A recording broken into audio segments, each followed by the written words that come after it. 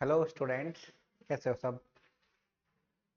Hope तो तुम्हारे 11th के पेपर अच्छे हुए होंगे। ठीक है, तो आज हम क्या करने स्टार्ट करने जा रहे हैं।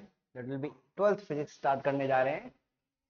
ठीक है, तो मैं बेसिक सा एक ओवरव्यू दे देता हूँ क्या क्या इसके अंदर पढ़ोगे तुम फिजिक्स के अंदर।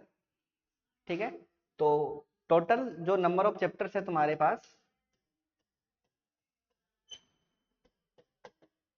वो तुम्हारे होंगे 14। ठीक है, टोटल नंबर ऑफ चैप्टर्स कितने होंगे तुम्हारे, 14 होंगे यहाँ पर। ठीक है, और 14 में भी तुम्हारे पास दो बुक्स रहेंगी। ठीक है, जो फर्स्ट बुक होगी, उस फर्स्ट बुक में तुम्हारे नंबर ऑफ चैप्टर है कितने, 8। और जो जो तुम्हारी सेकंड बुक होगी, उसमें तुम्हारे नंबर ऑफ चैप्टर है कितने, 6। तो टोटल मिलाकर कितने हैं तुम्हारे, 14वां चैप्टर है तुम्हारे। ठीक है, इसके अलावा हर एक चैप्टर का एक अलग अलग तरीके का वेटेज होता है। कोई चैप्टर 4 मार्क्स का है, कोई 5 मार्क्स का है, कोई 6 मार्क्स का है, कोई 9 मार्क्स का है, अलग अलग है। ठीक है, तो उसके हिसाब से अपने को प्रिपरेशन करनी है इस साल पूरी की पूरी। ठीक है, तो आज हम क्या स्टार्ट करने जा रहे हैं, that will be chapter number 1। ठीक है, और चैप्टर नंबर 1 क्या है तुम्हारा, चैप्टर 1 नंबर होगा तुम्हारा इलेक्ट्रोस्टैटिक्स।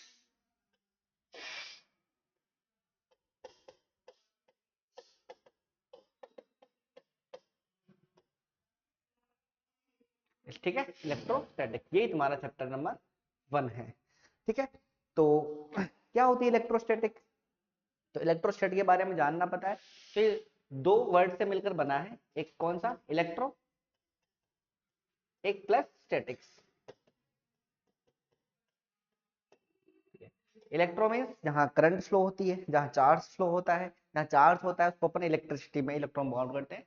और स्टैटिक का मतलब होता है एक जगह फिक्स होना। ठीक है, तो अगर मैं बात करूं इधर कि कोई चार्ज है अपना, इलेक्ट्रॉन, करंट, इलेक्ट्रिसिटी फ्लो कर रहा है, अगर वो फिक्स कर दे, अपन क्या कर देते हैं उसको, अपन एक फिक्स कर देते हैं, यानी कि इसको स्टेट कर देते हैं, स्टैटिक कर देते हैं। ठीक है, तो जहां पर चार्ज को क्या कर दिया अपन ने, फिक्स कर दिया, ऐसी ब्रांच को अपन क्या बोलते हैं, ऐसी ब्रांच को बोला जाता है तुम्हारे पास इलेक्ट्रोस्टैटिक बोला जाता है। ठीक है, दैट विल, ऐसा बोल सकते हैं अपन कि फिजिक्स की ऐसी ब्रांच, या जिसमें अपन ओनली स्टैटिक चार्ज की स्टडी करते हैं, ओनली किसकी, ओनली स्टैटिक चार्ज की क्या करते हैं, स्टडी करते हैं, उसे अपन क्या बोलते हैं, इलेक्ट्रोस्टैटिक्स बोलते हैं। ठीक है, एक तुम्हारे आगे मैग्नोस्टैटिक्स भी आएगा, जहां पर तुम डायनेमिक चार्ज की स्टडी करोगे। किसकी स्टडी करोगे, तो इन चीजों में, तो फर्स्ट और सेकंड चैप्टर है तुम्हारा, फर्स्ट चैप्टर और सेकंड चैप्टर, इसके अंदर तुमको ओनली स्टैटिक चार्ज की स्टडी करनी है, और जहां पर स्टैटिक चार्ज की स्टडी होगी उसे अपन क्या बोलते हैं, इलेक्ट्रोस्टैटिक्स बोलते हैं यहाँ पर। ठीक है, तो ये तुम्हारा एक ओवर छोटा सा इंट्रोडक्शन था किसके बारे में, इलेक्ट्रोस्टैटिक्स के बारे में। ठीक है, तो जहां which this branch the charge behave like a static charge, किसकी तरह बिहेव करेगा, स्टैटिक चार्ज की तरह बिहेव करेगा। ठीक है, अब इसके अलावा अगर चार्ज स्टैटिक है, तो चार्ज स्टैटिक है तो इसका मतलब,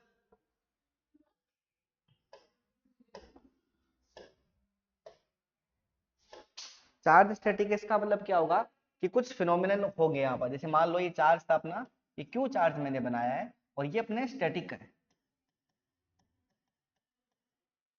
क्या कर रखा है, इसको स्टैट कर रखा है। सीधी सी बात है, कोई भी एक ऑब्जेक्ट है, या कोई चार्ज है, या कोई मैटर है, या कोई मॉलिक्यूल्स है, और एटम कुछ भी हो, वो किसी एक जगह रहते हैं तो अपना एक एरिया कवर करते हैं, वॉल्यूम कंसिडर करते हैं, एक एरिया कवर करते हैं यहाँ पर। ठीक है, तो अगर मैं इसका एरिया कंसिडर करूं, सपोज दैट ये अपना एक एरिया बना के जाएगा कुछ इस तरीके से। ठीक है, तो जहां स्टैटिक चार्ज जहां तक अपना एरिया कवर करता है, उस पूरे एरिया को अपन क्या बोलते हैं, मैं एक बार दोबारा ड्रॉ करता हूं इसको, ये लो। ठीक है, जो एरिया कवर करता है, मान लो ये इसका मैक्सिमम एरिया है, तो जहां तक स्टैटिक चार्ज एक minimum area, sorry maximum area cover करेगा, उस एरिया को अपन बोलते हैं इलेक्ट्रिक फील्ड। क्या बोलते हैं उसको अपन, इलेक्ट्रिक फील्ड। जैसे मैं एक स्टैटिक चार्ज हूं, तो मेरा मैक्सिमम एरिया कहां तक होगा, जहां तक मैं अपने आर्म्स फैला सकता हूँ, ये मेरा मैक्सिमम एरिया होगा। यहां तक जो भी फील्ड होगा वो मेरा होगा, और उसी स्टैटिक चार्ज के फील्ड को अपन क्या बोलते हैं, उस एरिया को क्या बोलते हैं अपन, इलेक्ट्रिक फील्ड बोलते हैं। तो एक इलेक्ट्रिक फील्ड की एक सिंपल सी डेफिनेशन हो सकती है, the area around the static charge.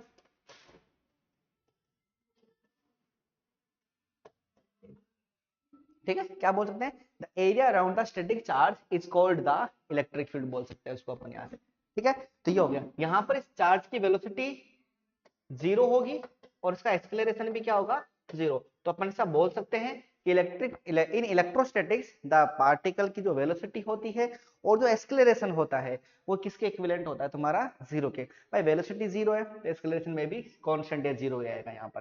ठीक है, नाउ नेक्स्ट, अगर मैं इसी चार्ज को, अगर मैं एक दूसरी ब्रांच की यहाँ पर अगर डिस्कशन करता हूँ हल्का सा, तो क्या होगा, देखो एक चार्ज लिया अपन ने, बट अब की बार ये चार्ज डायनेमिक है, और डायनेमिक चार्ज कंटिन्यूअसली क्या करेगा, एक मूव करेगा, यहां तक मूव करेगा, फिर यहां तक आएगा, फिर यहां पर मूव करेगा, फिर यहां पर आएगा, फिर यहां पर मूव करेगा। तो ये डायनेमिक चार्ज है, मूव कर रहा है अपने पास। जब ये कोई भी चार्ज पार्टिकल मूव करता है तो एक वेव जनरेट करता है जिसको अपन ईएम वेव, कौन सी वेव बोलते हैं, ईएमडब्ल्यू, इलेक्ट्रोमैग्नेटिक वेव। तो कोई भी चार्ज अगर मूव कर रहा है तो एक वेव बनाएगा वो, जिसको अपन क्या बोलते हैं, इलेक्ट्रोमैग्नेटिक वेव, और इसी की वजह से एक नया फील्ड प्रोड्यूस होता है जिसको अपन बोलते हैं मैग्नेटिक फील्ड। क्या बोलते हैं इसको अपन, मैग्नेटिक फील्ड बोलते हैं, है ना, इज दैट क्लियर। तो अपन ऐसा कह सकते हैं कि static charge electric field produce कर रहा है और dynamic charge magnetic field produce कर रहा है। बट ध्यान रखना, डायनेमिक चार्ज एक और फील्ड प्रोड्यूस करता है, कौन सा, अभी बताता हूं। कोई भी पार्टिकल जहां जहां पर स्टे, देखो अगर ये पार्टिकल यहां गया, फिर यहां गया, अपने एक स्टेट में रुकेगा, तो ध्यान रखना कंटिन्यूअसली अगर कोई भी मूविंग पार्टिकल होता है ना, तो वो मिनिमम मिनिमम 10⁻⁻⁶ या -8 सेकेंड तक तो एक रुकता है, रुकना ही पड़ता है उसको, स्टे करना पड़ता है। ठीक है, तो इसका मतलब जैसे मान लो यहाँ से यहाँ आया और यहाँ से यहाँ जाएगा, तो इस वाली स्टेट में उसको 10⁻⁻⁶ जो कि बहुत ही माइन्यूट टाइम होगा, इसके लिए तो वो रुकना ही पड़ेगा। और जब वो इसके लिए रुकेगा ना, इतने से टाइम के लिए रुकेगा, इतने से टाइम के लिए रुकेगा, इस टाइम के लिए उस चार्ज को अपन किसकी तरह बिहेव करा सकते हैं, that will be static charge. यानी कि 10⁻⁻⁶ तक वो जो चार्ज होगा वो एक स्टैटिक चार्ज की तरह बिहेव करेगा, हालांकि रुका हुआ दिखाई नहीं देगा अपने को, बट रुकेगा इतना इतना, अपनी आइस इतना मिली सेकेंड्स का, इतना इसका ऑब्जर्वेशन ऑब्जर्व नहीं कर पाती है, इसलिए अपने को वो दिखता नहीं है। तो जहां पर क्यों स्टे करेगा, इतने से सेकंड के लिए, तो इतने से सेकंड के लिए उसको अपन एक स्टैटिक चार्ज की तरह बिहेव करवाएंगे। तो ध्यान रखना, अभी भी मैंने बताया था स्टैटिक चार्ज कौन सा फील्ड प्रोड्यूस करता है, इलेक्ट्रिक फील्ड प्रोड्यूस करता है। ठीक है, तो एक तो ये मूव कर रहा था, मूव करने की वजह से कौन सा फील्ड प्रोड्यूस किया इसने, मैग्नेटिक फील्ड, और जब इतने सेकंड के लिए रुका उसकी तरह किसकी तरह बिहेव किया इसने, स्टैटिक, और स्टैटिक की वजह से कौन सा फील्ड प्रोड्यूस करेगा, इलेक्ट्रिक फील्ड प्रोड्यूस। तो अपन ऐसा बोल सकते हैं कि जो डायनेमिक चार्ज है वो इसके साथ साथ एक फील्ड और प्रोड्यूस करता है जिसको अपन क्या बोलते हैं, इलेक्ट्रिक फील्ड। इसका मतलब क्या हुआ कि जो इलेक्ट्रिक चार्ज होता है, डायनेमिक इलेक्ट्रिक चार्ज होता है, वो मैग्नेटिक फील्ड प्रोड्यूस करता है, साथ में एक इलेक्ट्रिक फील्ड भी क्या करेगा, प्रोड्यूस करेगा। ठीक है, तो ये होता है अपना the area around the static charge is called the. ठीक है, तो इस ब्रांच की अपन बाद में स्टडी करेंगे जो मैग्नेटोस्टैटिक्स के अंदर आती है। तो अभी अपन किसकी स्टडी करेंगे, ओनली इलेक्ट्रिक फील्ड की और स्टैटिक चार्ज की स्टडी करेंगे। ठीक है, तो यहाँ से दो पॉइंट क्लियर हुए, ध्यान रखना। स्टैटिक चार्ज के जो चारों तरफ का एरिया होता है, area around the static charge, उसको अपन बोलते हैं इलेक्ट्रिक फील्ड। और डायनेमिक चार्ज दो फील्ड प्रोड्यूस करता है, that will be magnetic field, और प्लस में क्या करेगा, वो इलेक्ट्रिक फील्ड प्रोड्यूस करेगा यहाँ पर। ठीक है, आई बात समझ में। तो ये अपने इलेक्ट्रोस्टैटिक्स का थोड़ा सा क्या होता है, ओवरव्यू होता है यहाँ पर। ठीक है, एक बार मैं तुमको नोट्स से भी रूबरू करा देता हूँ, इन्हीं नोट्स को तुमको फॉलो कर सकते हो, करना है इन्हीं को। ये देखो क्या क्या है, देखो the branch of physics which deals with the study of propagation and effect of the charge at rest। Rest charge को अपन क्या बोलते हैं, रेस्ट चार्ज को बोलते हैं अपन स्टैटिक चार्ज बोला जाता है। ठीक है, इज कॉल्ड द इलेक्ट्रोस्टैटिक। इसी ब्रांच को अपन क्या बोलते हैं, इलेक्ट्रोस्टैटिक ब्रांच बोलते हैं। ठीक है, उसके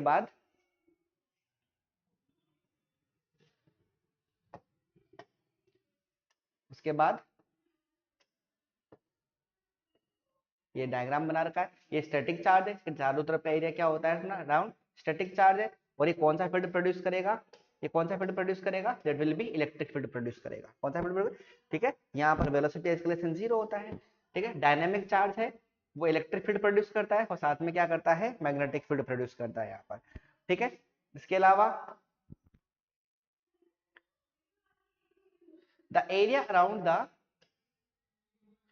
क्या लिखा हुआ है, वही वाली डेफिनेशन जो भी बताई थी, the area around the static charge is called electric field. उसके चारों तरफ का जो उसका एरिया होगा उसको अपन क्या बोलते हैं, इलेक्ट्रिक फील्ड बोला जाता है, ठीक है। तो यहां तक अपन ने डिस्कस किया और यही अपनी क्या होती है, इलेक्ट्रोस्टैटिक्स होती है। क्या होती है, अब बात आता है प्रोडक्शन ऑफ द, अब नया एक वर्ड मिला अपने को यहाँ पर, चार्ज। क्या मिला, चार्ज। अभी चार्ज कैसे प्रोड्यूस होता है, क्या होता है, कैसे प्रोड्यूस होगा, कैसे ट्रांसफर होता है, कैसे क्या करना पड़ता है, उसके बारे में बात करेंगे अपन। तो नेक्स्ट हेडिंग है अपनी क्या, propagation of the charge, sorry production of the charge, ठीक है। तो कैसे प्रोडक्शन कर सकते हैं अपन, तो 3 मेथड होते हैं इसके बेसिकली। चार्जिंग बाय फ्रिक्शन से अपन चार्ज को ट्रांसफर किया जा सकता है, चार्ज कंडक्शन होता है, कंडक्ट किया जा सकता है, और चार्ज को एक अपन इंडक्शन के, तीनों प्रोसेस से अपन पढ़ेंगे, ठीक है। Charging by friction, charging by conduction and charging by induction, यहाँ से, ठीक है। तो अपन शुरू करते हैं थोड़ा सा,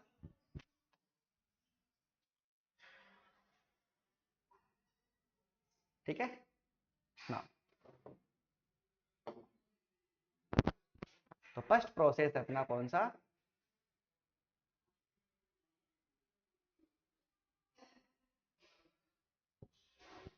चार्जिंग बाय फ्रिक्शन। कौन सा प्रोसेस है, चार्जिंग बाय फ्रिक्शन। फ्रिक्शन तुम जानते होंगे, कोई भी दो ऑब्जेक्ट को आपस में जब अपन रब करते हैं, तो रब करने के बाद में दो दो ऑब्जेक्ट के कॉन्टेक्ट में, कॉन्टेक्ट जो कॉन्टेक्ट होता है, उस कॉन्टेक्ट के बिटवीन जो फोर्स लगता है, वही फोर्स क्या होता है अपना फ्रिक्शनल फोर्स होता है यहाँ पर, ठीक है। तो चार्जिंग बाय फ्रिक्शन में क्या होंगे, अपन दो न्यूट्रल ऑब्जेक्ट लेंगे, क्या लेंगे, कोई भी दो न्यूट्रल ऑब्जेक्ट लेंगे, ठीक है।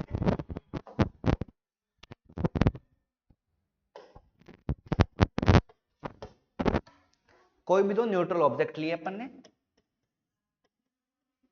ये लो न्यूट्रल ऑब्जेक्ट का मतलब समझ रहे हो, इस पे charge, total charge summation of Q, total charge क्या होगा, 0। इस पे क्या होगा, टोटल चार्ज कितना होगा, 0, ठीक है। यही तुम्हारी न्यूट्रलिटी को रिप्रेजेंट करता है कि टोटल चार्ज कितना होगा तुम्हारा, 0। जितना पॉजिटिव इस पे होगा उतना ही नेगेटिव इस पे होगा, जितना पॉजिटिव इस पे होगा उतना ही नेगेटिव इस पे भी होगा यहाँ पर, ठीक है। तो इट मीन्स क्या हुआ यहाँ पर, दोनों न्यूट्रल है, ये भी तो न्यूट्रल है, और दोनों को आपस में क्या करा अपन ने, रब कर दिया कुछ इस तरीके से। ये ए ऑब्जेक्ट था, ये अपना बी ऑब्जेक्ट था, दोनों को आपस में रब किया। अब रब करने के बाद दोनों के बिटवीन में क्या होगा, एक फ्रिक्शनल फोर्स लगेगा। उसी फ्रिक्शनल फोर्स की वजह से इन दोनों में क्या होगा, अट्रैक्शन, क्या प्रोड्यूस होगा, अट्रैक्शन। अट्रैक्शन की वजह से दोनों एक दूसरे के म्यूचुअली इंटरेक्ट होंगे, और म्यूचुअली इंटरेक्ट होने के बाद में इनमें क्या होगा, अट्रैक्शन होगा। और यही जो प्रोसेस होता है, जो न्यूट्रल ऑब्जेक्ट को रब करने के बाद में उनमें एक अट्रैक्शन प्रोड्यूस हो जाता है, इसी प्रोसेस को अपन बोलते हैं that will be charging by friction.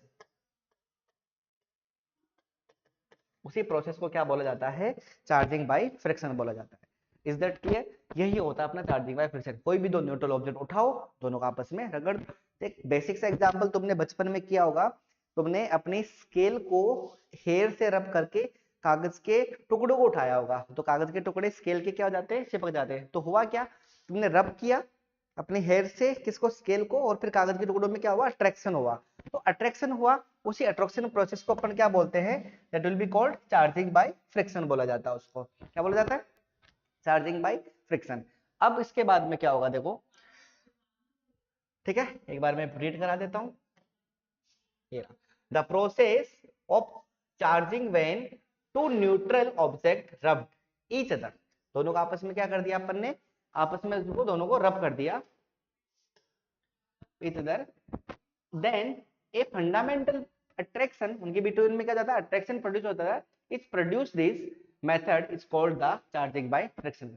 ये सिंपल सा प्रोसेस है। कोई भी तो न्यूट्रल ऑब्जेक्ट थे, उनको अपन ने रब किया, रब करते अट्रैक्शन प्रोड्यूस हुआ, उसको अपन बोलते हैं, ठीक है। यही चार्जिंग बाय फ्रिक्शन होता है। नाउ इसके बाद में द न्यूक्लियस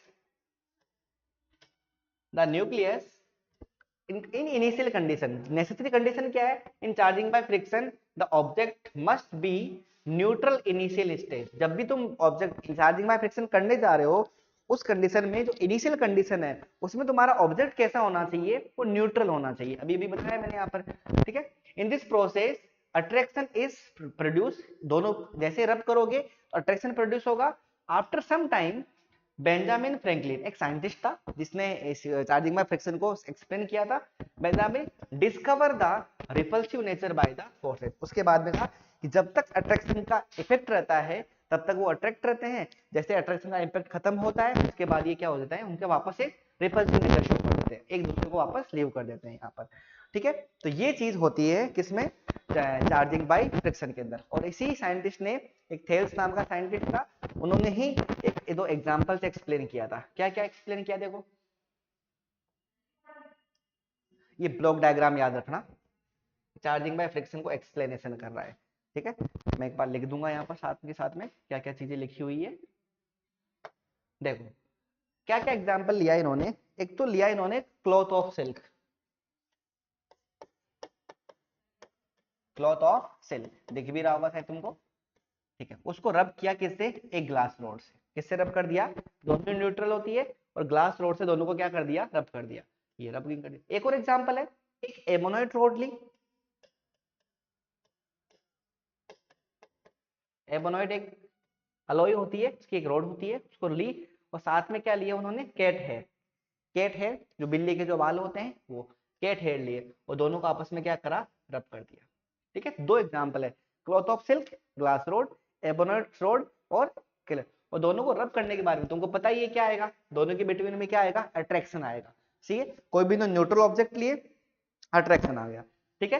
फ्रैंकलिन ने बताई थी ये चीज, ठीक है। उसके बाद क्या हुआ? जब रब कर देते हो तो दोनों के बिटवीन में अट्रैक्शन क्यों आ रहा है? अट्रैक्शन इसलिए आ रहा है क्योंकि चार्ज प्रोड्यूस हो गया। और जब अट्रैक्शन तब आता है जब एक पे पॉजिटिव होता है और एक पे क्या होता है? नेगेटिव। तो ही दो ऑब्जेक्ट क्या होते हैं? आपस में अट्रैक्ट करते हैं। तो यहां से क्या होगा? क्लॉथ ऑफ जो सिल्क है उस पे कौन सा चार्ज आएगा? नेगेटिव। ये पूछा जाता है, ध्यान रखना ऑब्जेक्टिव में। क्लॉथ ऑफ सिल्क पे क्या आता है? ऑब्जेक्टिव। और ग्लास रोड पे क्या आता है? पॉजिटिव। ऐसे अगर अपन उल्टा बात कर ले तो क्या एबोनॉइड रोड पे क्या आता है? नेगेटिव। और कैट हेयर पे क्या आ जाता है? पॉजिटिव। ये ध्यान रखना। एबोनॉइड रोड पे क्या आता है? नेगेटिव। और कैट हेयर पे क्या जाता है तुम्हारे पास? पॉजिटिव साइन आता है, ठीक है। तो ये एग्जांपल है किसका? ये एग्जांपल है तुम्हारे चार्जिंग बाय फ्रिक्शन को एक्सप्लेन करने का, ठीक है। एक बार तुम देख सकते हो इस चीज को, ये यहाँ लिखा है, ठीक है।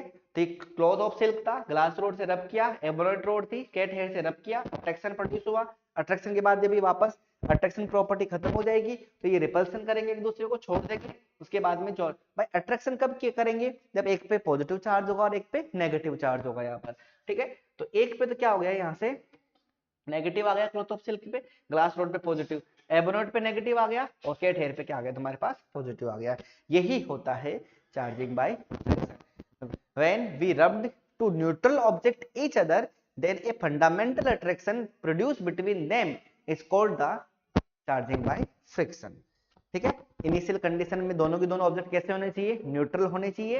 एग्जांपल मैंने बता दिया, क्लॉथ ऑफ सिल्क को ग्लास रोड से रब करेंगे, एबोनॉइड रोड को कैट हेयर से रब करेंगे, तो क्लॉथ ऑफ सिल्क पे तो क्या आ जाएगा? नेगेटिव चार्ज, तो ग्लास रोड पे पॉजिटिव चार्ज, एबोनॉइड पे नेगेटिव और कैट हेयर पे क्या जाता है? पॉजिटिव चार्ज आ जाता है, ठीक है। तो ये तुम्हारा चार्जिंग बाय फ्रिक्शन क्या होता है? डन होता है, ठीक है। आई थिंक समझ में आया होगा। नाउ नेक्स्ट है अपना यहाँ पर, अब सीधी सी बात है, अब चार्ज प्रोड्यूस हो चुका है तो अपन चार्ज के बारे में बात करेंगे अब।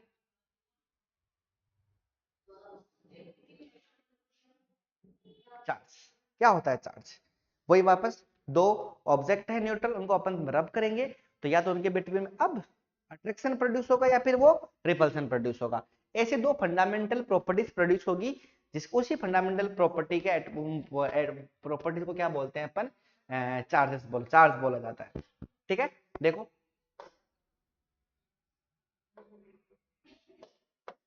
देखो when two neutral body are rubbed to each other then a fundamental property produced between them is called the electric charge। इसी फंडामेंटल प्रॉपर्टी को क्या बोलते हैं अपन? चार्ज बोलते हैं। आगे मैंने लिखा हुआ है फंडामेंटल प्रॉपर्टी का मीन्स है यहाँ पर कि या तो वो अट्रैक्ट करेगी या फिर वो रिपल्सिव करेगी, या तो वो अट्रैक्शन करती है या रिपल्सन। अट्रैक्शन में वो पॉजिटिव नेगेटिव होगा और रिपल्सन में या तो पॉजिटिव पॉजिटिव होंगे या फिर वो नेगेटिव नेगेटिव होंगे। ठीक है, तो ये बेसिक चार्ज की डेफिनेशन हो गई यहाँ से। तो चार्ज कब प्रोड्यूस होता है? जब दो ऑब्जेक्ट को आपस में क्या किया जाता है? रब किया जाता है। ठीक है, दूसरी बात आगे, charge is the two types. Charge के दो टाइप होते हैं। कौन कौन से? एक होता है पॉजिटिव चार्ज, एक होता है नेगेटिव चार्ज। ठीक है, सिंपल से, ये तो पता ही होगा तुमको, बचपन से पढ़ते आ रहे होंगे। ठीक है, नाउ नेक्स्ट है इंपॉर्टेंट, थोड़ा सा यहाँ से कभी कभी क्वेश्चन बन जाता है, प्रॉपर्टीज ऑफ द चार्जेस में। ध्यान रखना है इस चीज का, क्या क्या प्रॉपर्टीज होती है।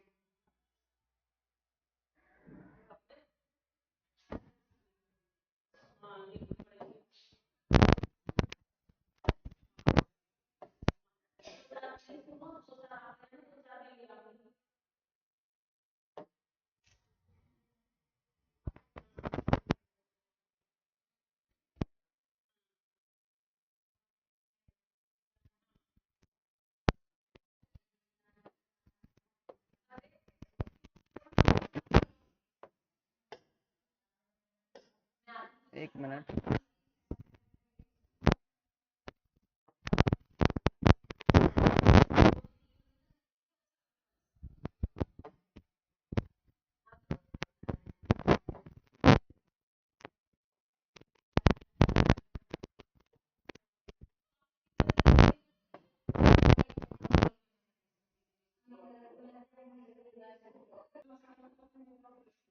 ठीक है। तो अपन क्या तो क्या होती है प्रॉपर्टीज ऑफ चार्ज? क्या होती है प्रॉपर्टीज ऑफ चार्ज? देखो,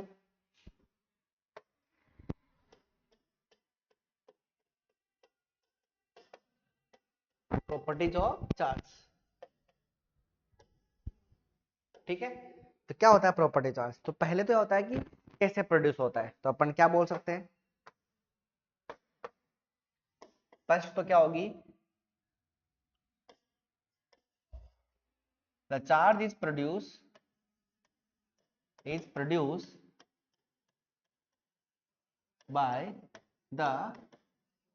by the export import of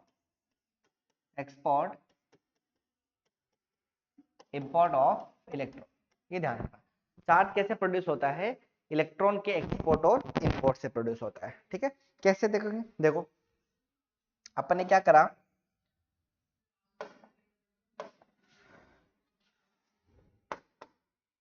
दो ऑब्जेक्ट लिए, एक ए और एक लिया अपन ने बी। ये अपना ए ऑब्जेक्ट है और ये अपना बी ऑब्जेक्ट है। इसमें मान लेते हैं तीन पॉजिटिव चार्ज है और तीन ही क्या है? Negative charge. तीन पॉजिटिव चार्ज है और तीन ही क्या है इस पे? Negative charge. ऐसा क्यों ले रहा हूँ? न्यूट्रल लेना है ऑब्जेक्ट। कैसा लेना है? न्यूट्रल ऑब्जेक्ट लेना है। और दोनों को आपस में क्या कर देंगे अपन? रब करेंगे। दोनों को आपस में क्या कर देंगे? रब। ये रब कर दिया। रब करने के बाद में कुछ इस तरीके से कॉन्टेक्ट में आएंगे।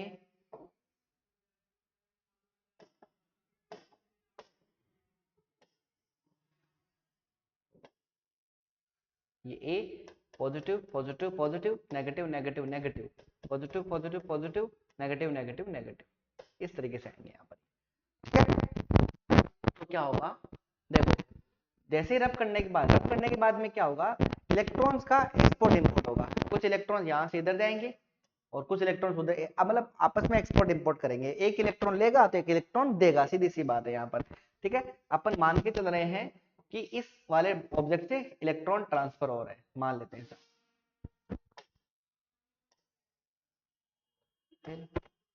तो यहाँ से इलेक्ट्रॉन इधर निकल गए, तो यहाँ पॉजिटिव पॉजिटिव पॉजिटिव, यहाँ नेगेटिव नेगेटिव। मान लेते हैं एक इलेक्ट्रॉन निकल गया, सपोज नंबर ऑफ क्वांटिटी ज्यादा नहीं ले रहे पर। ठीक है, positive positive positive negative negative negative, और एक इलेक्ट्रॉन इनके पास आ गया। चलो एक और हटा देते हैं, ये तो एक इसके पास और आ गया, तो मतलब दो इलेक्ट्रॉन इधर ट्रांसफर कर दिए। इलेक्ट्रॉन जाने का मतलब है नेगेटिव चार्ज आ रहा है। ठीक है, दूसरे तो ध्यान से देखो, जब इनिशियल कंडीशन में टोटल चार्ज कितना था? 6 एंड 6 12, अभी भी 12 ही है। ये 4 है, इधर कितने हो गए? 8 हो गए, तो अभी भी टोटल चार्ज कितना है? इसका मतलब चार्ज कंजर्व होता है। Charge is A conserved quantity. ये ध्यान रखना, ठीक है। Initial after the reaction, after the charging by friction, और बाद में भी जब भी करो चार्ज क्या रहेगा तुम्हारा, कंजर्वेटिव रहेगा, इक्वल रहेगा यहाँ से, ठीक है। बट अलग अलग बॉडी पे अलग अलग चार्ज आ जाता है, ये ध्यान रखना, ठीक है। तो जहां से चार्ज गया है वहां से इलेक्ट्रॉन गए, जहां इलेक्ट्रॉन गए मतलब वहां पर बॉडी पर ज्यादा क्या बच गया, पॉजिटिव चार्ज एक्सिस में रह गया। तो जिस बॉडी से इलेक्ट्रॉन निकलते हैं वो बॉडी कैसी होती है तुम्हारी, पॉजिटिवली चार्ज होती है। और जिस बॉडी में इलेक्ट्रॉन जाते हैं वो तुम्हारी कौन सी होती है, वो नेगेटिवली चार्ज बॉडी होती है। कौन सी होती है, नेगेटिवली चार्ज बॉडी होती है, ठीक है। इसके बाद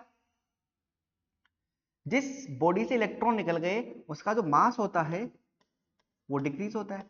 देखो पहले 6 थे इसके पास चार्ज, आपके पास कितने रह गए, 4। और जिस बॉडी में इलेक्ट्रॉन जाते हैं उसका मास क्या होता है, इंक्रीज होता है।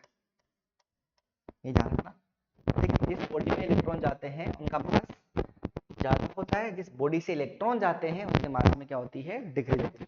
कोई कभी कभी कोई सिंपल बोलते हैं कि एक बॉडी से इलेक्ट्रॉन निकल रहे हैं उसके मास में क्या हो रहा है, तो डिक्रीज हो रहा है। या फिर सिंपल ऐसा भी बोल रहा हूं कि एक ऑब्जेक्ट है जिसमें पॉजिटिव चार्ज है, तो बताओ उसका मास कम होगा ज्यादा, सीधी सी बात है। जहाँ पॉजिटिव वहां पर मास क्या होगा उसका, डिक्रीज। जहां पर नेगेटिव ज्यादा है उसका मास क्या होगा, यहाँ पर इंक्रीज होगा, ठीक है। तो ये तुम्हारी चार्ज की पहली प्रॉपर्टी थी कि चार्ज कैसे प्रोड्यूस होता है, export import of the electrons, ठीक है। दूसरी बात, सेकंड प्रॉपर्टी, दो टाइप के होते हैं चार्जेस, बता दिया, एक पॉजिटिव और एक नेगेटिव। जब लाइक चार्जेस होंगे, लाइक चार्जेस का मतलब समझ रहे हो, पॉजिटिव पॉजिटिव, नेगेटिव नेगेटिव, तो इनमें क्या होगा, तो हमेशा रिपल्सन। और जब अनलाइक चार्ज होंगे, अनलाइक का मतलब पॉजिटिव नेगेटिव और नेगेटिव पॉजिटिव, इनमें दोनों में क्या होगा, तुम्हारे पास अट्रैक्शन होगा, ये होगा यहाँ से, ठीक है। तो नेगेटिव पॉजिटिव, पॉजिटिव पॉजिटिव में रिपल्सन होगा, पॉजिटिव नेगेटिव में क्या होगा, तुम्हारे पास अट्रैक्शन होगा, ठीक है ना। उसके बाद में नेक्स्ट प्रॉपर्टी क्या है,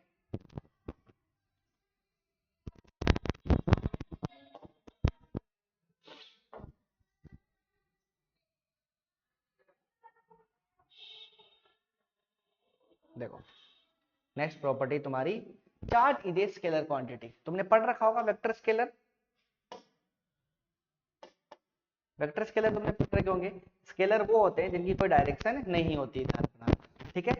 तो चार्ज कौन सी क्वांटिटी होती है, स्केलर, इसका मतलब इसकी कोई डायरेक्शन नहीं होती, ध्यान रखना। अगली property, charge is a invariant, it means that no relativity effect on the charges. मतलब क्या होता है, मास पे रिलेटिविटी इफेक्ट लगता है जबकि चार्ज पे रिलेटिविटी इफेक्ट नहीं लगता है। इसका मतलब इनवेरिएंट का मतलब क्या होता है, इनवेरिएंट का मतलब होता है कि तुम चार्ज को कहीं पर भी ले जाओ उसकी वैल्यू चेंज नहीं होगी।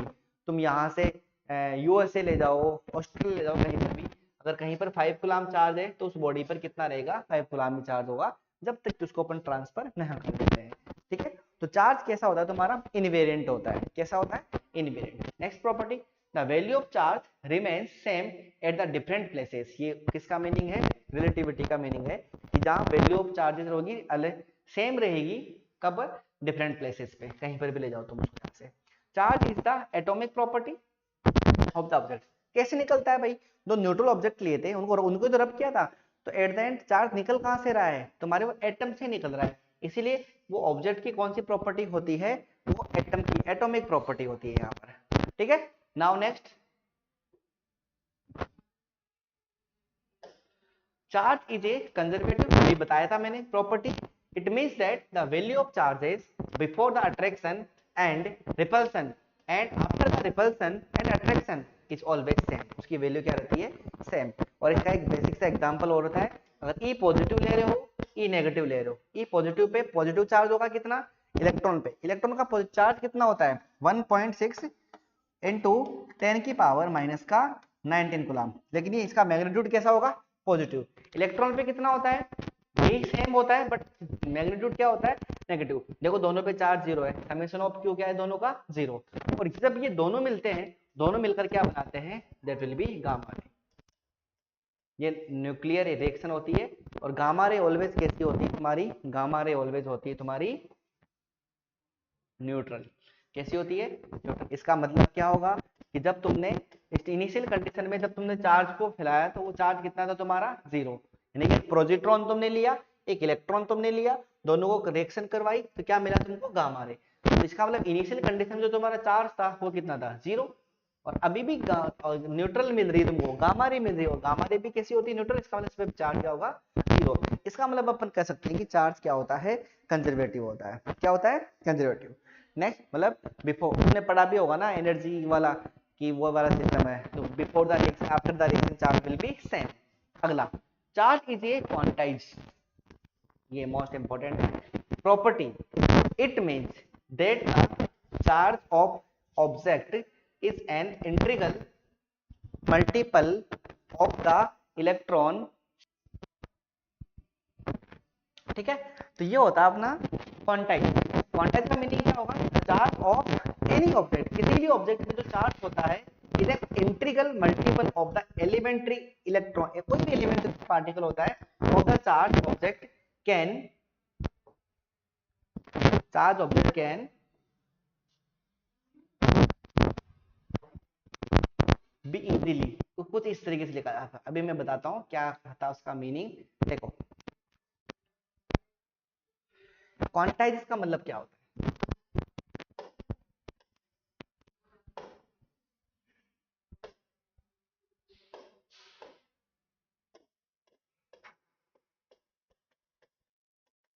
ये कह रहा है इसका मतलब क्या होता है क्वांटाइज, किसी भी ऑब्जेक्ट पे चार्ज है, ये लो जी चार्ज क्यों ले लिया अपन ने, कोई भी ऑब्जेक्ट उस पर जितना चार्ज होगा, ये जो चार्ज होता है, ये चार्ज इसका जो एलिमेंट्री पार्टिकल होता है, अब चार्ज का एलिमेंट्री पार्टिकल कौन होता है, इलेक्ट्रॉन, क्योंकि एक्सपोर्ट इंपोर्ट से ही इलेक्ट्रॉन से क्या होता है, चार्ज बनता है। ये जो चार्ज होगा ना, इस एलिमेंट्री पार्टिकल का एक इंटीग्रल मल्टीपल होगा, और इंटीग्रल मल्टीपल को अपन किससे लिखते हैं, एन से, इंटीग्रल मल्टीपल, इंटीग्रल मल्टीपल होता है। इंटीग्रल मल्टीपल का मतलब ये पॉजिटिव और नेगेटिव में इक्विवेलेंट, ये होता है इसका क्वांटाइजेशन ऑफ द चार्ज का मतलब। अगर तुम जैसे मान लो, ये तो चलो चार्ज क्वांटाइजेशन ऑफ चार्ज की बात थी, अगर मैं मास ऑफ क्वांटाइजेशन की बात कर लूं तो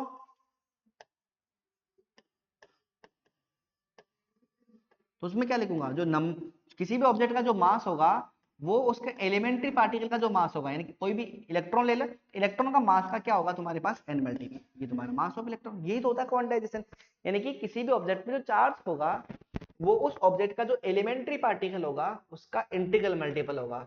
ठीक है, और इंटीग्रल मल्टीपल का मतलब n की वैल्यू यहाँ से कहां से स्टार्ट होगी, +-1, +-2, +-3 and so on, negative positive, दोनों टाइप के चार्ज होते हैं, उस वजह से दोनों ही हो सकते हैं यहाँ पर। तो ये मीनिंग देता है अपने को क्वांटाइजेशन ऑफ द चार्ज। यहाँ पर क्यों क्या है, क्यों यहाँ पर चार्ज है, ई क्या है, यहाँ पर इलेक्ट्रॉन पे चार्ज है 1.6 × 10⁻⁻19 कूलम, और एन क्या है यहाँ पर, एन है यहाँ पर नंबर ऑफ इलेक्ट्रॉन्स, ये तुम्हारा पास चार्ज की। ठीक है, नाउ नेक्स्ट, इसके बाद में ये तुम्हारी प्रॉपर्टी होती है, तो क्वांटाइजेशन ऑफ चार्ज ये हो गया तुम्हारे पास यहाँ पर। ठीक है, ये बताया था Q = NE। ठीक है, Q यहाँ चार्ज होता है, N नंबर ऑफ इलेक्ट्रॉन होते हैं, और इस पे नंबर ऑफ 1.6 × 10⁻⁻19 कूलम। N की वैल्यू ये हो सकती है, मैंने लिखी दी वहां पर 0, 1, 2, 2 प्लस माइनस के अंदर। नेक्स्ट क्या है तुम्हारे पास, नेक्स्ट प्रॉपर्टी है तुम्हारी चार्ज की, charge is A addictive property, charge is A addictive property, मतलब चार्ज को तुम क्या कर सकते हो, कैसे भी जोड़ सकते हो। चार्ज इज एडिक्टिव property means that addition of the charge is algebraic sum, कैसे भी जोड़ सकते हैं। कोई ऑब्जेक्ट है, इस ऑब्जेक्ट पे Q1 है, Q2 है, Q3 है, Q4 है, सबको अपन ने क्या कर दिया, इस तरीके जोड़ दिया। अगर कोई नेगेटिव में भी चार्ज है तो अपन इस तरीके जोड़ लेंगे, Q1 + Q2 + Q3। मान लो Q4 नेगेटिव है, तो प्लस तो करोगे, बस इसका सिंबल लगा देना Q4, और मैथमेटिक्स तो आती होगी, प्लस माइनस वापस क्या हो जाएगा, माइनस होता है। तो चार्ज को तुम कैसे भी जोड़ सकते हो, एल्जेब्रिक सम होता है तुम्हारे पास यहाँ। ठीक है, एक छोटा सा क्वेश्चन करा रखा है, देखो देखो क्या है, ये कोई ऑब्जेक्ट था, इस ऑब्जेक्ट पे इतना चार्ज है, -1 कूलम, -7 कूलम, ठीक है, और 2 कूलम और 4 कूलम। ठीक है, और इधर था -2 कूलम, 5 कूलम, 4 कूलम। ये कंजर्वेशन ऑफ चार्ज को फॉलो कर रहे हैं, इसका मतलब रब कर चुके हैं इनको अपन, तो इसकी वैल्यू अब कंजर्वेशन ऑफ चार्ज को फॉलो कर चुके हैं, इसका मतलब जितना इस पे चार्ज होगा उसके इक्विवेलेंट होगा ये, तो सबको ऐड कर लिया। इधर कितना है बताओ, 4O2 4O2 6, और ये कितना हो गया टोटल, माइनस माइनस प्लस हो गया दोनों 9, तो 9 माइनस का है प्लस का 6, प्लस का 6 है,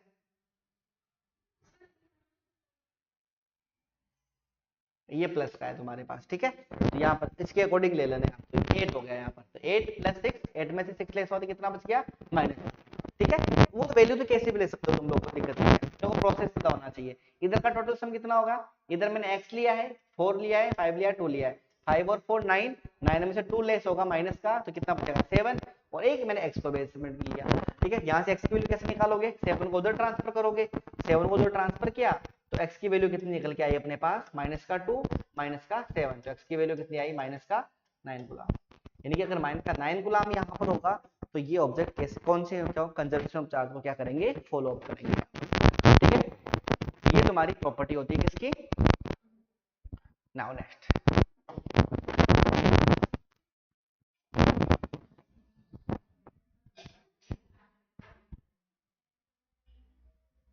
क्वांटाइजेशन ऑफ मीन्स बता दिया था वैसे तो, अभी मास का भी बताया था मैंने, ये मास का क्वांटाइजेशन m = nme, यहाँ पर मास ऑफ इलेक्ट्रॉन है, मास ऑफ इलेक्ट्रॉन कितना होता है 9.1 × 10 की पावर माइनस का 31 किलोग्राम, ठीक है। ये चीज ध्यान रखना, अगर मिली हो तो वहां पर कन्वर्ट करते समय 10 की पावर -3 करेंगे, माइक्रो हो तो 10 की पावर -6, नैनो हो तो 10 की पावर -9, एंगस्ट्रम हो तो 10 की पावर -10, और पीको हो तो 10 की पावर -12, ये अपन यूज करेंगे यहाँ पर, ठीक है। ठीक है, तो ये तुम्हारी कुछ प्रॉपर्टीज ऑफ चार्ज थी, इसी की बेसिस पे छोटा सा क्वेश्चन और कर रहे हैं, देखो क्या है, देखो क्वेश्चन ये कह रहा है कि an object is charge so much then mass increase, mass क्या हो रहा है उसका, इंक्रीज हो रहा है। अभी बताया था मैंने, मास इंक्रीज हो रहा है मतलब उसके अंदर नंबर ऑफ इलेक्ट्रॉन्स क्या होंगे, ज्यादा होंगे, ठीक है, बाय 9.1 नैनोग्राम, इतना मास उसका क्या हो गया, इंक्रीज हो गया nanogram. How many electrons were given to the object, तो इतना मास इंक्रीज करने के लिए उसको कितने इलेक्ट्रॉन दिए गए होंगे, नंबर्स ऑफ इलेक्ट्रॉन फाइंड करने हैं, ठीक है। Given to the, find the value of the charges and the nature of the charges, कितना उसको चार्ज है, भाई पहले नंबर ऑफ इलेक्ट्रॉन निकालोगे, अब नंबर ऑफ इलेक्ट्रॉन कैसे निकालोगे, Q = NE से निकल जाएगा क्या, यहाँ से नहीं है, चार्ज तो वो दे नहीं रखा, मास दे रखा है, और मास दे रखा है इसका मतलब अभी अभी मैंने मास का क्वांटाइजेशन बताया था m = NE, तो मैं एक बार इसको बता देता हूँ, एक बार रुको,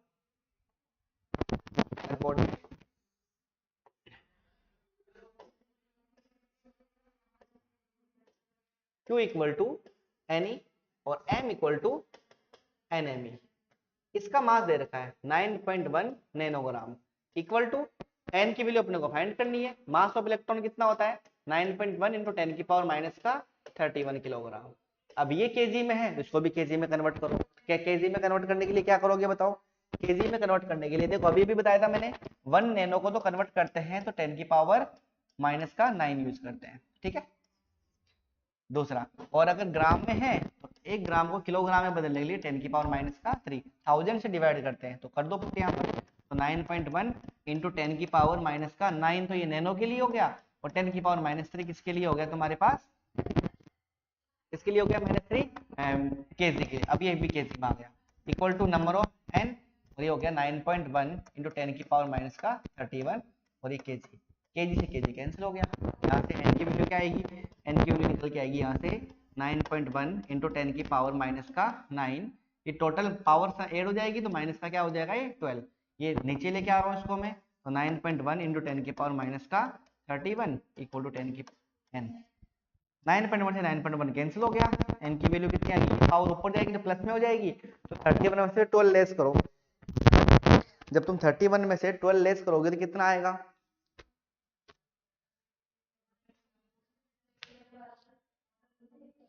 टेन की पावर 19, ऐसा 10 की पावर प्लस का 31 और माइनस का 12, यहाँ से लेस कर देना कितना आएगा, ठीक है। 10 की पावर कितना बच गया, तो नंबर्स ऑफ इलेक्ट्रॉन, कितने इलेक्ट्रॉन ट्रांसफर करने पड़े, 10 की पावर 19। अब बोल रहा था कि value of charge, value of charge कैसे निकालोगे, अभी अभी फॉर्मूला बताया था, Q = क्या होता है, NE, अगर Q = NE ही है, यहाँ से Q तुमको फाइंड करना है, N कितना आ गया, 10 की पावर 19, इलेक्ट्रॉन पे चार्ज कितना है 1.6 इंटू 10 की पावर माइनस का 19 गुलाम। यहाँ से ये दोनों कैंसिल हो जाएंगे, क्यों? क्योंकि -19 प्लस 19 जीरो हो जाएगा, 10 की पावर जीरो, 10 की पावर जीरो कितना होता है? तो बचेगा क्या? Q equal to 1.6। इलेक्ट्रॉन पे चार्ज कैसा होता है? नेगेटिव होता है, ठीक है। और ये हो गया, इतना चार्ज उसको क्या करना पड़ेगा? ट्रांसफर करना पड़ेगा, इतना चार्ज प्रोड्यूस हो जाएगा। और 10 की पावर 19 कूलम उस पे इलेक्ट्रॉन क्या करनी पड़ेगी? अपने को ट्रांसफर करनी पड़ेगी। तो ये बेसिक सा क्वेश्चन था, बेसिक सा न्यूमेरिकल। देखो इसके बाद में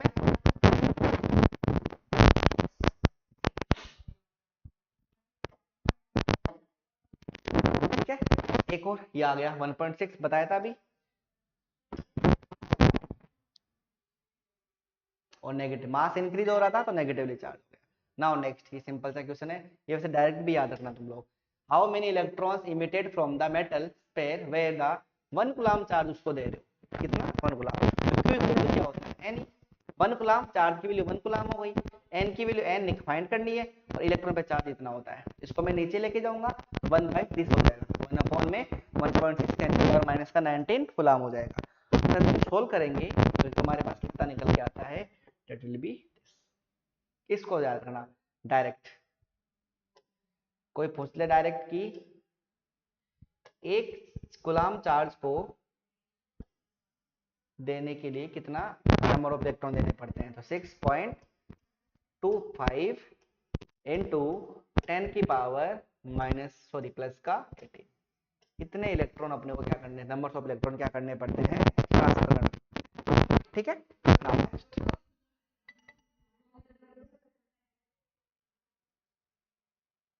ठीक है ना, इसकी बात देखो।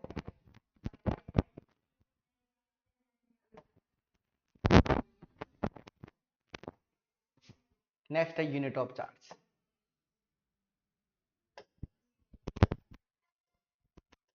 यूनिट ऑफ चार्ज तो वो 3 सिस्टम पड़े होंगे, एक सीजीएस, एक एमकेएस और एक एफपीएस। 3 सिस्टम होते हैं। सीजीएस में जो चार्ज की यूनिट होती है वो होती है ईएसयू। ईएसयू का फुल फॉर्म होता है इलेक्ट्रोस्टैटिक यूनिट, सबसे छोटी यूनिट होती है चार्ज की। एमकेएस, एमकेएस को क्या, कौन सा सिस्टम बोला जाता है? एसआई। और एसआई में इसकी यूनिट तुमको पता ही है, कूलम होती है, कूलम हो गया। और एफपीएस के अंदर इसकी यूनिट होती है फेराडे। क्या होती है? फेराडे। इसको एफ से अपन रिप्रेजेंट करते हैं। सीजीएस में इलेक्ट्रोस्टैटिक यूनिट होती है, एफपीएस में फेराडे होती है, और जो ऐसा यूनिट जो सबसे ज्यादा काम में ली जाती है उसके अंदर कौन सी यूनिट होती है इसकी? उसकी होती है कूलम। क्या होती है? नेक्स्ट,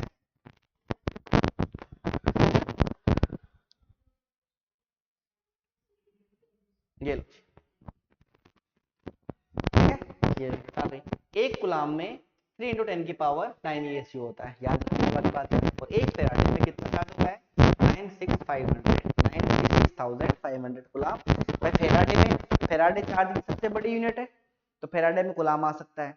ईएसयू कूलम चार्ज से भी बड़ी यूनिट है, ईएसयू से बड़ी है, इसका मतलब कूलम के अंदर ईएसयू आ सकता है, ठीक है। ये जानना, डायमेंशन ऑफ चार्ज दिखा सकते हैं, I = Q/T होता है, पढ़ रखा होगा तुमने। I = Q/T, यहाँ से Q की वैल्यू क्या हो जाएगी? I × T। I की डायमेंशन क्या होगी? A, और टाइम की कितनी होती है? A × T हो जाएगा,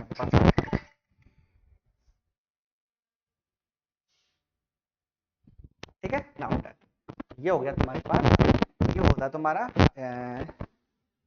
चार्ज की डायमेंशन और चार्ज की यूनिट्स वगैरह, ये थी चार्ज की प्रॉपर्टीज वगैरह, ठीक है।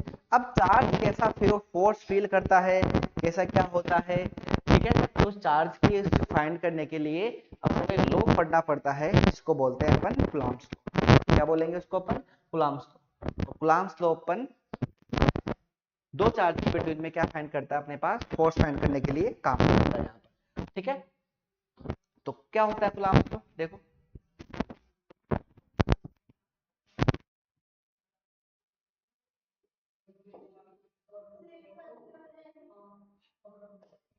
Coulomb's law.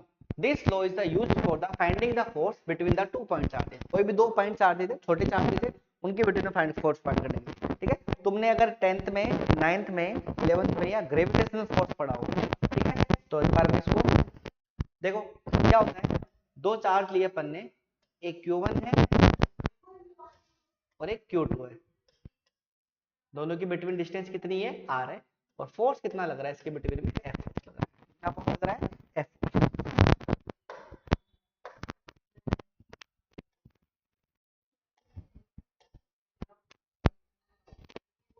एफ फोर्स लग रहा है।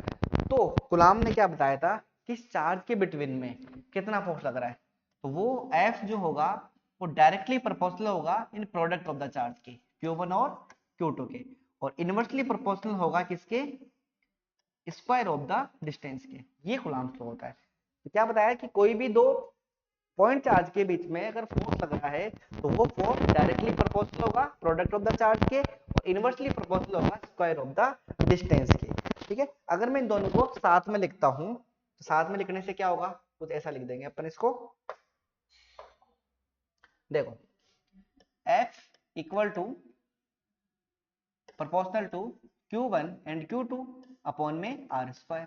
ये Q1 Q2 के इनवर्सली प्रोपोर्शनल होगा, sorry directly proportional square distance. और तुमको पता है जब कोई कांस्टेंट हटता है तो वहां पर एक कांस्टेंट आता है K, और यहाँ पर हो गया Q1 एंड Q2 अपॉन में कितना हो गया R स्क्वायर, और K को अपन यहाँ पर बोलेंगे कूलम्ब कांस्टेंट। क्या बोलते हैं, कूलम्ब, उसके बारे में डिस्कस करेंगे। तो यही अपना कूलम्ब क्या होता है, F इक्वल टू के Q2 बाई आर स्क्वायर। और ये भी के पेपर में भी क्वेश्चन आया था, इससे करेंगे उसको भी अपन यहाँ से। ठीक है, तो यहाँ पर K क्या होता है, कूलम्ब कांस्टेंट। तो K की दो वैल्यू होती है यहाँ पर, एक न्यूमेरिकल वैल्यू, एक डेरिवेशन वैल्यू। डेरिवेशन वैल्यू होती है K इक्वल्स टू 1 अपॉन 4 पाई, और ये होता है एप्सिलॉन नॉट। इसके बारे में बात करेंगे अभी। अभी तो याद रखो कि K की वैल्यू कितनी होती है, 1 अपॉन 4 पाई एप्सिलॉन नॉट होती है। और एक न्यूमेरिकल वैल्यू होती है इसकी 9 इंटू 10 की पावर 9। और यूनिट क्या होती है, यूनिट निकाल लो इसकी यहाँ से। अगर तुम K की यूनिट निकाला, K की वैल्यू क्या आएगी यहाँ से, आर स्क्वायर को ऊपर लेके जाओ, F into R square divided by, और Q1 Q2 कहाँ आएगा, नीचे। तो क्या यूनिट आएगी इसकी बताओ, फोर्स ऊपर है तो न्यूटन, डिस्टेंस है तो मीटर स्क्वायर, अपॉन में चार्ज है तो दो चार्जेज है तो कूलम्ब इंटू कूलम्ब कितना हो जाएगा, कूलम्ब स्क्वायर। तो क्या यूनिट आ जाएगी इसकी, newton into metre square upon में कूलम्ब स्क्वायर। ठीक है, और यहाँ से अपन इसकी डायमेंशन वगैरह भी निकाल सकते हैं। देखो डायमेंशन कैसे निकालोगे, डायमेंशन न्यूटन की क्या होती है, फोर्स की डायमेंशन क्या होती है, डायरेक्ट याद होनी चाहिए, 11th क्लास पढ़ के आ चुके हो तो, m1 l1 t-2। ठीक है, इसके बाद मास की क्या होगी, मीटर की क्या होगी, L2, तो L2 कर दिया, क्योंकि यहाँ दो स्क्वायर है। चार्ज की मैंने अभी बताई थी A1 T1, बट इसका स्क्वायर है तो अपन क्या कर देंगे, इसका स्क्वायर कर देंगे। यहाँ से देखो क्या क्या निकल के आएगा, m को देखो, m तो एक ही है सिमिलर, l यहाँ 1 है यहाँ 2 है तो कितना हो जाएगा l की पावर 3, t यहाँ पर -2 है, यहाँ माइनस ऊपर जाकर तो t माइनस का 4 हो जाएगा, और a 2 है तो ये ऊपर है माइनस। ये इसकी डायमेंशन, किसकी, कूलम्ब कांस्टेंट की डायमेंशन होती है। यूनिट क्या होती है, 9 इंटू 10 की newton into metre square upon coulomb square, ये यूनिट हो गई, और ये इसकी क्या हो जाती है, डायमेंशन हो जाती है। ठीक है, इसके बाद में अब नई चीज पता चली थी अपने को, K की वैल्यू क्या क्या होती है, 1 अपॉन 4 पाई एप्सिलॉन नॉट। ये जो एप्सिलॉन नॉट होता है ना, इसको बोलते हैं परमिटिविटी, परमिटिविटी ऑफ वैक्यूम। ठीक है, इसका एक और मोड होता है E, इसको एप्सिलॉन बोलते हैं। ये होती है परमिटिविटी, परमिटिविटी ऑफ मीडियम। और एक होता है अपना एप्सिलॉन R, इसको बोलते हैं परमिटिविटी ऑफ, या फिर रिलेटिव परमिटिविटी, रिलेटिव परमिटिविटी।